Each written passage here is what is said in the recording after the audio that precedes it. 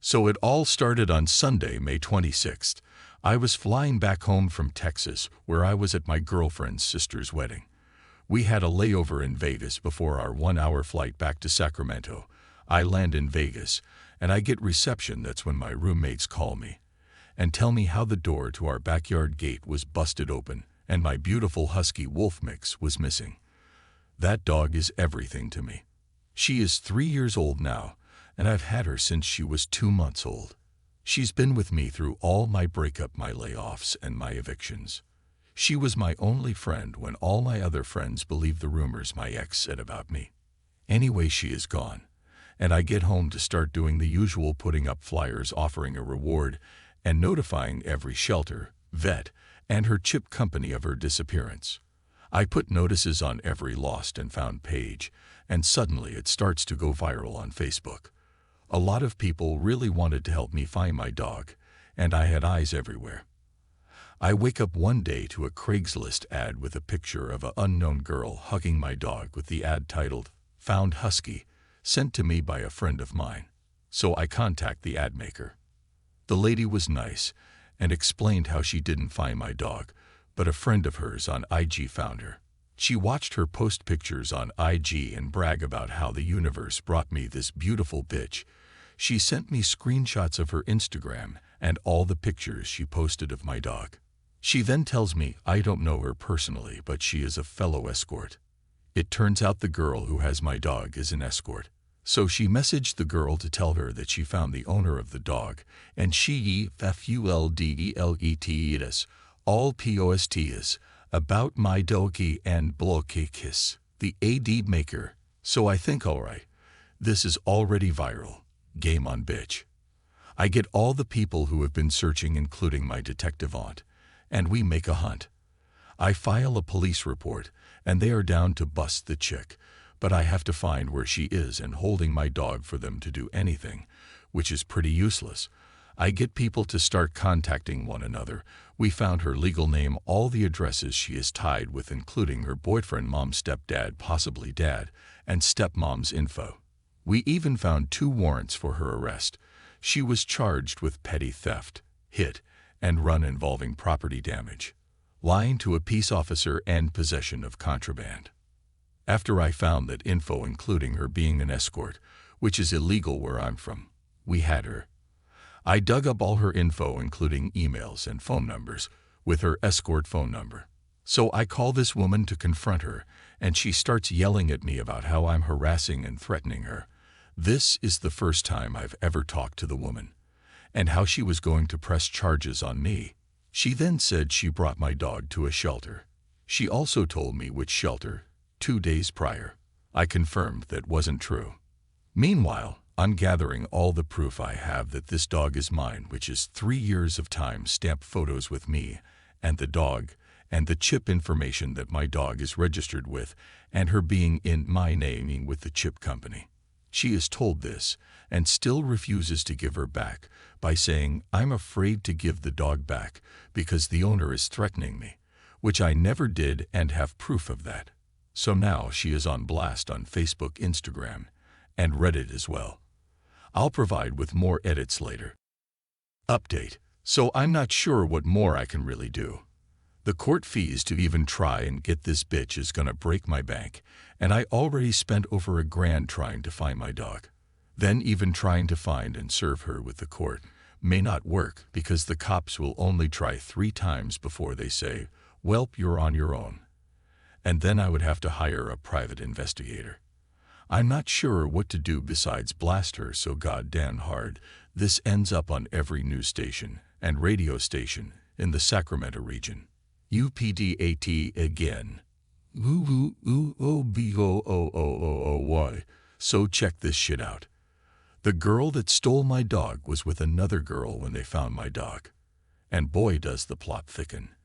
They are BOF escorts, so the girl that stole my dog, let's call her Blonde Thief, and the girl she was with we will call her Red-Haired Thief. Blonde Thief left for San Francisco to work. She came back home early to find Red-Haired Thief was sleeping with Blonde-Haired Thief's boyfriend. And it gets better, mate. Red-haired thief beat blonde-haired thief's ass, which involved the cops and a public police report. Boyfriend was taken to jail for domestic violence, and so did red-haired thief. Now that is public record, I looked up the incident. Sadly, there was no house address when I looked it up. I'll keep you updated. FINNALUPDAE. The red-haired thief contacted me and told me the blonde-haired thief took my dog to her dad's house. So I went detective and looked up who her dad is. I got his legal name, Facebook, and phone number. I get a car with a beefy friend of mine and drive 1 hour to Valley Springs to where her dad lives. We pull up to the property and there is my dog urinating uped to defanced to gret me. I open the gate and she tackles me. I put her in the car and call the cops. They arrive and do their damnedest to get him to answer the door, but the police chalk it up to him not being home. They take my statement, and I explain everything down to each fine detail, including the escort in question having a record. They said they will be catching him, and I will be pressing charges for animal endangerment and grand theft. She will also be adding a third warrant on her record, so glad it's over. And my dog is so happy to see me again every day. The next day I get a message from my friend. Turns out the thief sent her a message on Instagram about contacting the police over me harassing her. My friend then commented, "You do realize the owner came to your dad's house and took her dog back while the police watched it happen. She told the police she is pressing charges on you, and they are coming for you. Enjoy jail," and the thief flipped. She started threatening my friend and saying she's gonna fight her before calling her a faggot. Like, in all seriousness, hasn't she had her ass beat up enough this week? TLDR don't fuvk. With my dog and Reddit as well. I'll provide with more edits later. Hell hath no fury like me scorned. This story starts 31 years ago, but the revenge part was pure serendipity that began 2 years ago. I'm going to shorten most parts because it's a crazy ride, but I'll be happy to answer any questions y'all have. I learned a fuckton on this journey, and part of the reason for this write-up is to share that with others. The beginning. In 1990, when I was just out of middle school and my sister was still in elementary, my dad met his third wife at the only gas station in our town. They soon moved in together, and my dad abandoned us in our basement apartment to live on a shanty houseboat that didn't run to live with her. He would show up every other week and give me $40 for groceries. Eventually, someone figured out the situation and called my mom. We went to live with her, which was, believe it or not, worse. My dad and his shanty wife got married in 1991. Not long after, she called me and told me my dad's brain tumor had returned. It hadn't, and that he couldn't handle the stress of being around us. That the only people he could bear to be around was her and her son, Shorty, who was my age. When I called my dad to ask if this was true, he said it wasn't, and he just couldn't believe that she would say that to begin with. That was one of our last conversations until 2 years ago. The middle. There's not much in this part. I worked my way through college, living in my car from time to time. My dad and I were no contact, but I heard from family that he bought a house and put his son through some vocational classes. When my grandmother died, Shorty and shanty wife showed up in a truck and took all the furniture and anything else that wasn't tied down or already gone. Eventually, I went no contact with my dad's side of the family. I struggled for years, decades really, but I made it. And I have a great job and a good family now.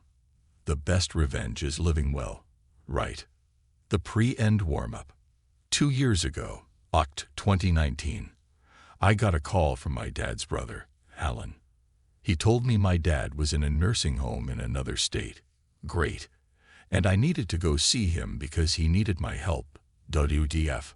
Shorty had ghosted him. Ah. The nursing home, coincidentally, was about 20 minutes from my house, and I saw an opportunity and I went. The reunion was underwhelming. I didn't want to make amends, But I did want to hear how he wound up dumped and all alone in another state. And it was a really, really good story. Shanty wife got lung cancer and put my dad in a nursing home before she died in 2017. She suffered, and I was happy to hear it, but sad it wasn't ass cancer. Shorty became his power of attorney, POA, when she died, and had been visiting my dad, living in my dad's house with his 2 children, and taking care of my dad's affairs since his mom died. But now he was MIA, and my dad was worried about him. He asked me to drive the hour and a half to his house to check on everything. That's all he wanted. He never even asked me how I had been. I agreed to go, I think out of morbid curiosity. I'd never even been to my dad's house. I did want to see where he lived with his real family for 30 years. I wanted to see what could have been my life. It was 50 shades of fucking awful. The grass hadn't been cut all summer. You couldn't get to the front door for the overgrowth. There were 3 pickup trucks in the yard. 2 were full of trash, cabs and beds and backseats, just trash. Mail, clothes, paper, shoes, garbage bags. I couldn't understand it. My dad's handicapped modified SUV was on 4 flats and full of garbage too. I didn't have a key, so I just walked around. From what windows I could look through, the inside was in shambles and hoarded to hell. On the front and carport doors were dozens of notices from the city that they were going to condemn the place. The carport was also hoarded. Boxes and boxes stacked on each other, most rotting from the rain. The yard was full of garbage. Broken Christmas ornaments, more shoes, rusted tools, old toys. There was a letter in the mailbox notifying him that since the house was abandoned, mail would not be delivered anymore. That night, I Googled powers of attorney and how to use them. I went back the next day and showed my bedbound dad the pictures on my phone. He vowed to beat Shorty's ass, then asked me to help more. I told him I would, but he'd have to sign power of attorney over to me. All of it, durable, financial, and medical. If he didn't, he could figure this shit out by himself. He agreed, so I set about finding a lawyer who would drive to another state and do the paperwork in the nursing home. Bless that lawyer for being so good at his job, because all I did was tell him what I knew, and he put together a beautifully bulletproof POA. It was full of stuff I didn't even know I would need. He also filed the paperwork to revoke Shorty's POA. And now I am unstoppable. We're from a small rural town, and it's the kind of creepy landlocked place that no matter how long you've been gone or how far away you've been, when you go back, you'll see someone you know, even if you don't know you know them. It's like playing 7 degrees of everybody, all the time. It's suffocating, but it can also be helpful. The beginning of the end. I got to work the next morning. I didn't know how scorched the earth would be when I finished, and I didn't want Shorty or anyone from his prolific inbred family trying to find me, so I made sure nothing I did had my name on it. I opened a Google account for my dad and got a Google number. I opened a P.O. box for him in his town. I put in a mail forwarding notice. I pulled his credit report. I took the POA to my dad's small-town bank, changed the address on his accounts, and got new account numbers. I requested copies of every transaction back to the day Shanty wife had died, about 13 months worth. I had to go to the main branch, 2 hours from my house, the next day to pick the records up. I sat in the lobby all afternoon, going through the account. I cornered a service rep and got a crash course in his debits and deposits. This is when I figured out the extent of Shorty's staggering stupidity. My dad got about $5,000 a month in disability and Social Security every month. Twice a week, Shorty was going into a branch and withdrawing cash. All of the cash. For 13 months.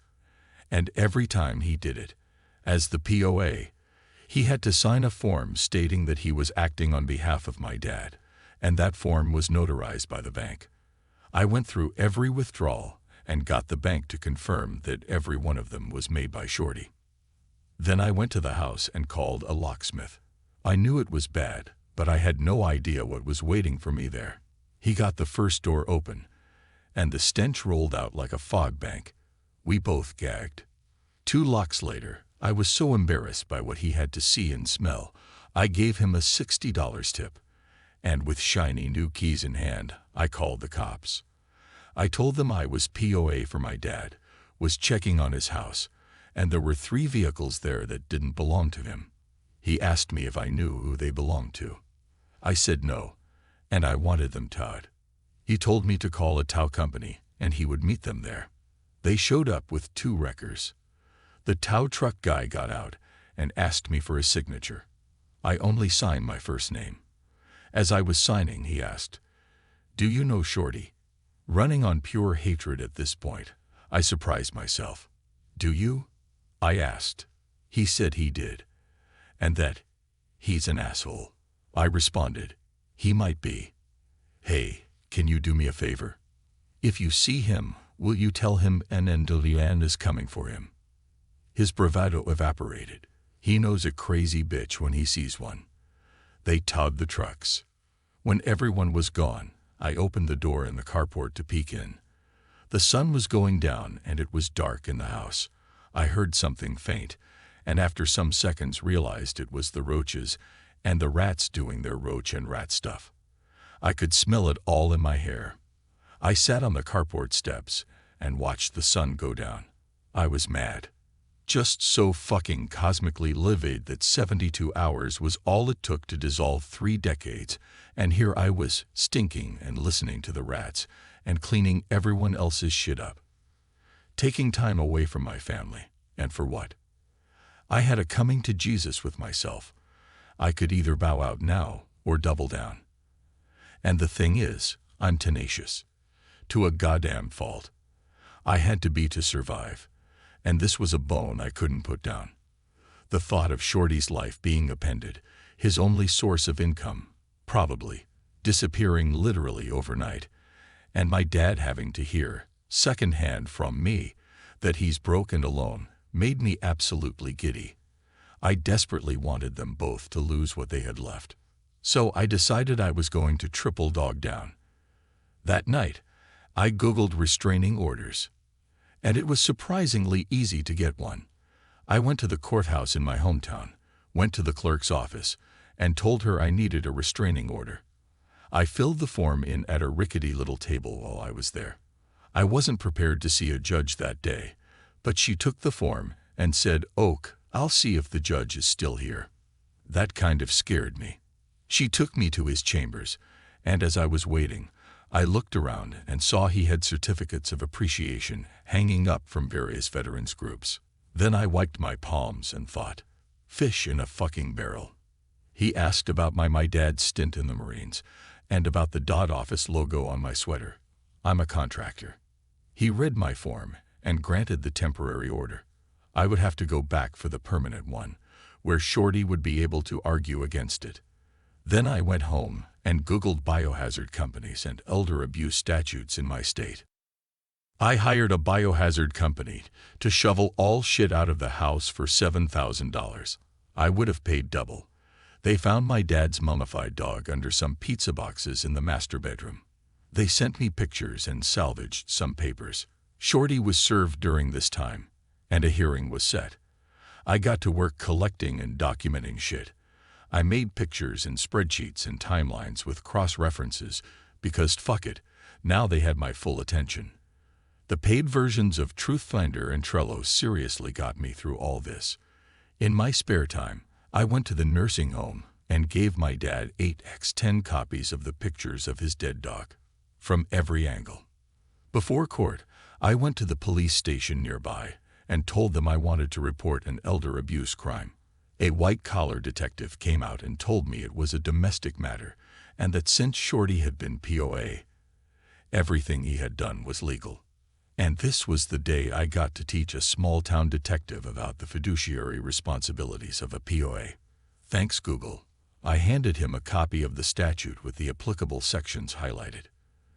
Then I handed him a thick folder with bank statements, pictures of the hoarded house and dead dog, a copy of my dad's credit report that showed he was tens and tens of thousands of dollars in debt, and a spreadsheet listing every cash withdrawal with a running total of the stolen amounts. The grand total was just over $130,000 in cash. That's not including the lost value of the house or the credit cards he opened and used. I told him he could keep that folder since it wasn't the only one I had. Then I told him I would wait for a case number, and I sat down. He came back about 30 minutes later and apologized, said I had a case, and gave me a case number. Then I headed over to the courthouse. This is the end. There were other people there, and I had to wait my turn. And while I was waiting, that stupid motherfucker schlepped his sloppy ass into the courtroom by himself, and obviously, literally, non-metaphorically, dirty. His shoes were untied, and that turned my giggle box over. Then it was our turn, and we stood up. The same judge asked me some questions, asked him some questions, and asked me if I had any proof. I had a very thick folder of it. The judge asked me if I had gone to the police. Well, yes, sir, I have. Do you have a case number? As a matter of fact, the order was granted permanently and for life, but not before the judge halted proceedings and told Shorty he needed a lawyer. Someone told me that the courthouse would have a copy of my dad's DD 214 discharge papers, so while I was there, I got a copy of those, because why not? I also used my POA to take Shanty wife off the deed to the house. That way, if my dad died and it went into probate, Shorty had no immediate claim. I also went and got copies of my dad's birth certificate and Shanty wife's death certificate. Technically, stepchildren can't request that info, but the clerk who waited on me recognized my dad's name and told me she lost her virginity to my Uncle Alan in the 60s and went to my grandparents' funeral. So I got all the forms I wanted. Shanty wife left my dad $50,000 in life insurance. About $35,000 of that was left since Shorty was spending my dad's money and not his mom's. So I opened an Ally account and transferred every penny over. Then I set up recurring transfers for the monthly deposits. At any given time, there was no more than $100 in his account. I also found a house flipper that paid me enough for the house to pay off his mortgage. That's the thing about probate. There's nothing to fight over if there's nothing there. And I made sure there was fucking nothing there. My dad died thinking he still owned the house. Speaking of which, this is about the time I found my dad's life insurance policies. They were up to date, and Shanty wife was the beneficiary. My POA didn't allow me to change beneficiaries, but it allowed me to assign them. And since Shanty wife was dead, there was technically no beneficiary. This is where the death certificates came in handy. I assigned my sister and me as beneficiaries. Irrevocable, too, which means that the only way to change that is for my dad and me, and my sister to agree to it. I kept my dad in the dark about all this. The only thing he ever really knew about was the restraining order and his dead dog. I found out that he had purchased the gravesite next to Shanty wife and wanted to be buried next to her. That was just never going to fucking happen. I Googled national cemeteries and found out he qualified to be in one since he was a disabled Vietnam-era veteran. So I arranged for that instead. All the cherries on top. My dad died in June this year, and I was there. He's buried in a national cemetery far away where no one will ever go visit him. The only obituary I ran was on the funeral home's website, and that only for insurance purposes. I wrote it as vague as possible. There was no service. His urn is purple, the color he hated most. I got a call in August from the prosecutor's office in my hometown. The lady on the other end is married to my first cousin because of course he is. That's how it fucking works there. Shorty was arrested just after midnight on July 1st, was still in jail, and had been arraigned on felony elder abuse charges. He's facing 10 years in FP on ITA prison. She told me not to expect the trial anytime soon, as it can take up to 3 years for that to happen. I told her that was awesome since the uncertainty will hopefully haunt him. And after all that, he's still got prison to look forward to. He lost his kids. He lost his dad. I'm spending his mom's cancer money. He lost his free house and trucks. He has no credit and will never be able to get any sort of decent job, and will, hopefully for a long time, not be able to find a decent place to live. And I sleep like a fucking baby.